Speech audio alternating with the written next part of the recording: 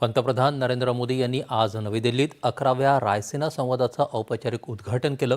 यावेळी फिनलंडचे राष्ट्राध्यक्ष Alexander stub यांनी प्रमुख पाहुणे म्हणून आपल्या बीजभाषणात भारत आणि फिनलंडच्या मैत्रीबद्दल आनंद व्यक्त केला।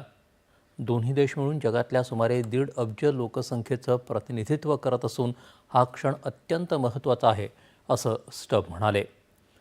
पश्चिम आशियातल्या आजच्या स्थितीबद्दल त्यांनी चिंता व्यक्त केली। पश्चिम आशिया, सुदान आणि युक्रेन अशा संघर्षामुळे जग अनिश्चिततेच्या गर्तेत सापडलं आहे। यामुळे जगाची घडी विस्कटत असल्याबद्दलही त्यांनी काळजी व्यक्त केली। या परिस्थितीबद्दल काही ठोस उपाययोजना करण्याची गरज त्यांनी व्यक्त केली। भारतानं सर्व आंतरराष्ट्रीय प्रश्नांविषयी व्यवहार्य दृष्टिकोन घेतला आहे असं सांगत भारताच्या नेतृत्वाची जगाला गरज असल्याचं त्यांनी सांगितलं। परराष्ट्र व्यवहार मंत्री एस जयशंकर यांनीही या परिषदेला संबोधित केलं। 10 राज्यांमधल्या राज्यसभेच्या